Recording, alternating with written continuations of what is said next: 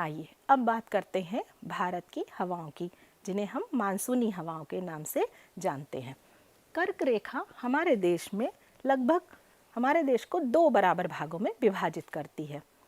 इसके दक्षिण का भाग उष्णकटिबंधीय अर्थात गर्म जलवायु क्षेत्र है, जबकि उत्तर का भाग उपोष्णकटिबंधीय यानी कुछ कम गर्म क्षेत्र है, इसके अंतर्गत आता है।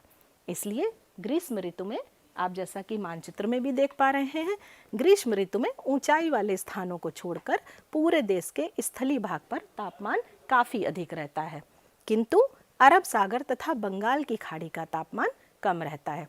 आइए एक नज़र इस मानचित्र को देखते हैं। आप देख रहे होंगे यहाँ हिंद महासागर से उच्च वायुदाब की, देखिए आप इधर से उठ रहा है, और यहाँ पर निम्न वायुदाब है, जिसके कारण मानसूनी हवाएं इधर से उधर उनका रास्ता बनता है।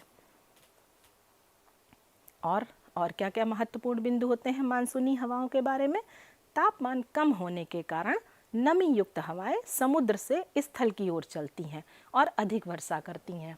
आपने जैसा कि अभी मानचित्र में भी देखा था, जहाँ पर निम्न वायुदाब था वहाँ पर आपने देखा पवन की गति के जो चिन्ह लगे हुए थे वो अंदर की ओर थे।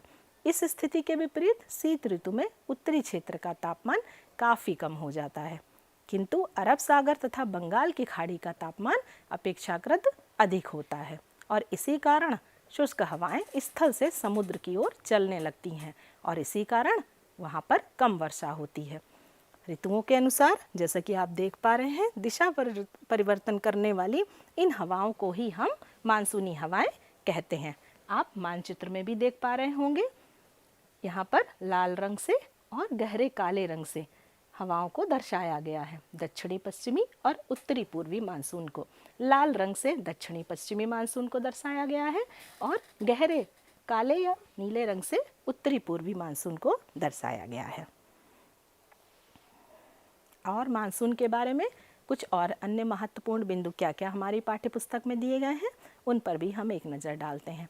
भारत के मानचित्र पर समुद्र से स्थल की ओर चलने वाली मानसूनी हवाओं को आप देख पा रहे होंगे। जैसा कि अभी मैंने बताया भी था, इन्हें दक्षिण पश्चिमी मानसून या ग्रीष्मकालीन मानसून कहते हैं।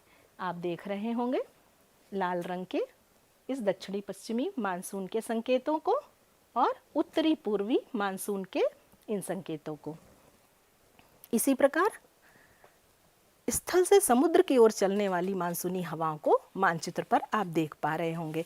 पहले हमने समुद्र से स्थल की ओर चलने वाली मानसूनी हवाओं को देखा, और उसके बाद हमने समुद्र की ओर चलने वाली हवाओं को देखा। एक देखिए आप निशान इधर जा रहा है, यानी समुद्र से स्थल की ओर, और दूसरा स्थल से समुद्र की ओर। जो समुद्र से स्थल की ओर चलती हैं उन्हें हम दक्षिणी पश्चिमी मानसून या ग्रीष्मकालीन मानसून कहते हैं, और जो स्थल से समुद्र की ओर हवाएं चलती हैं उन मानसूनी हवाओं को हम उत्तर पूर्वी मानसून या शीतकालीन मानसून कहते हैं। आइए अब कुछ और तथ्य जानते हैं। मानसूनी हवाओं को प्रदर्शित करते हुए भारत के मानचित्र को आप देख रहे हैं। इसको देखकर आपको बताना है कि अरब सागर से चलने वाली हवाओं से कहाँ अधिक वर्षा होती है, और बंगाल की खाड़ी से चलने वाली हवाओं से कहाँ अधिक वर्षा होती है। आप देख पा रहे होंगे बंगाल की खाड़ी ये है, इससे जो हवाएं चलती हैं उनसे कहाँ अधिक वर्षा होती होगी, और अरब सागर से भी आप देखिए उनसे जो हवाएं चल रही हैं उनसे कहाँ अधिक वर्षा होती होगी। आपको इन प्रश्नों के उत्तर सोचकर अपनी अभ्यास पुस्तिका में लिखने होंगे। अब एक नज़र और कुछ मानसूनी हवाओं के बारे में जिनसे हमारे देश में वर्षा होती है। आपने बारिश का मौसम तो देखा ही होगा। हमारे देश में सब जगह वर्षा एक समान नहीं होती, अर्थात वर्षा का वितरण असमान है। दक्षिण भारत में पश्चिमी और पूर्वी तट से आंतरिक भागों की ओर वर्षा की मात्रा धीरे धीरे कम होती जाती है, जैसे कि आपने अभी मानचित्र में भी देखा था। जहाँ जहाँ दबाव कम होता जाता है वहाँ पर धीरे धीरे वर्षा का स्तर भी घटता और बढ़ता रहता है। उत्तरी भारत में पूर्व से पश्चिम की ओर वर्षा की मात्रा कम होती जाती है, क्योंकि वर्षा ऋतु में अरब सागर और बंगाल की खाड़ी से उठने वाले बादल पहले तटों पर पहुंचते हैं। इस कारण उत्तरी भारत में पूर्व से पश्चिम की ओर वर्षा की मात्रा कम हो जाती है, और ये अधिक जलवाष्प से भरे होते हैं और इस कारण इनसे घनघोर वर्षा होती है। अर्थात हम कह सकते हैं कि उत्तरी भारत में पूर्व से पश्चिम की ओर वर्षा की मात्रा कम हो जाती है। और ऐसा किस कारण से होता है? क्योंकि अरब सागर और बंगाल की खाड़ी से उठने वाले बादल पहले तटों पर पहुंचते हैं। आंतरिक भागों में किस प्रकार की वर्षा होती है भारत में, आइए उसके बारे में भी जान लेते हैं।